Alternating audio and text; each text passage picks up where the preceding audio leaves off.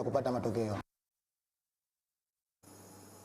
Turejee jijini Dar es Salaam ambapo uongozi wa timu ya wananchi Young Africa umetoa taarifa ya maandalizi yao kuelekea msimu mpya wa mashindano mbalimbali 2026-27 kwa kutambulisha sajili za wachezaji bora kwa lengo la kuhakikisha wanatetea na kuchukua makombe katika mashindano watakayoshiriki mbalimbali. Mohamed Sikuzi anasimulia zaidi. Akizungumza, afisa habari wa Yanga akiwa makao makuu ya klabu hiyo Kamwe ametangaza kuwa viingilio vitakavyotumika siku ya kilele cha wiki ya wananchi itakayofanyika Agosti 9 mwaka huu katika dimba la Uhuru jijini Dar es Salaam.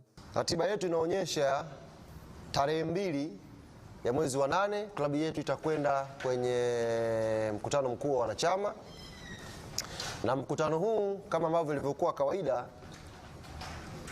tofauti ambayo inaongezeka kwa mwaka huu, kuna ajenda pia ya uchaguzi pale ndani. Baada ya mkutano mkuu, tukio ambalo itafuata hapo mbele ni tukio la siku yetu kubwa kwa maana ya tamasha la wiki ya wananchi. Tamasha hili kwa mwaka huu itafanyika siku ya tarehe 9 na itafanyika kwenye uwanja wa Uhuru hapa jijini Dar es Salaam. Thamani kubwa ambayo imeongezwa kwenye tamasha hili msimu huu ni aina ya players ambao tutakwenda kuwashuhudia uwanja wa Uhuru kwa mara ya kwanza.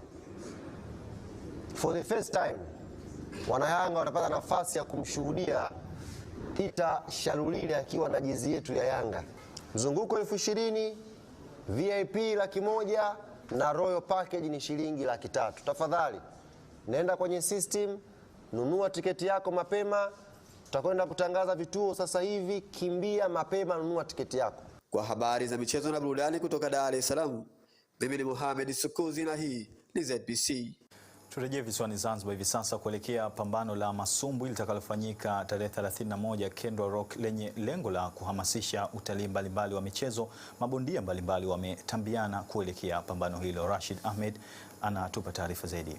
Wakizungumza kuelekea kwenye pambano hilo, bondia Karim Mandonga na Othman Khatib Mula kila mmoja ametamba kuibuka na ushindi kwenye pambano hilo kutokana na maandalizi bora waliyofanya. Bwana anasema hivi, kama tuliwahi kukutana kwenye pambano tukaboost time, mwisho wa siku tukaonekana kwamba tumemaliza pambano, labda yeye ambahatika ameshinda, ila na taarifu kabisa umma na ulimwengu ujue ndani ya Zanzibar siku hiyo ni kipigo tu, hamna maelezo mapya. Hii ni mara ya pili, kwa hiyo ni maneno tu, maneno kila siku hapo. Nishampiga mara ya kwanza, kwa hiyo ni mara ya pili na naenda kumpiga tena, kwa hiyo maneno hata yasiwasumbue. Zanzibar mimi ndo bondia kwanza, ili wafahamu, ndo bondia namba 1 Zanzibar hapa, ambao nimeenda kucheza Brazil na nimekuja na medali kutoka Brazil. Mimi ndo King Sule. Namshukuru rais wetu Dr. Mwinyi kwa kufanya michezo hii, imekuwa fursa kwetu. Kama napenda kumwambia awe makini sana siku 61, maana nimekuja na mchezo ambao kipopote kila anacheza lazima atapigwa kipopote vile.